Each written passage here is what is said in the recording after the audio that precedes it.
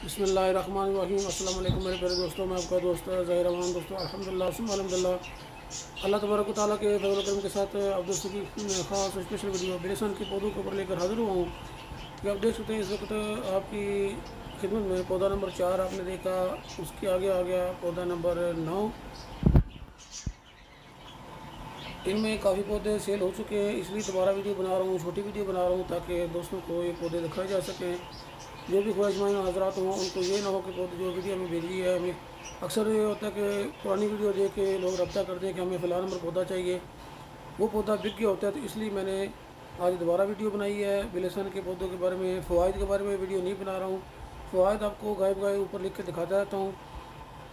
इसकी पहचान हर चीज़ की मालूमात के लिए आप व्हाट्सएप पर रब्ता कर सकते हैं। इस टाइम ये बेलसन के पौधे पाकिस्तान पंजाब मंडी गोबंदीर में दस्तियाब हैं।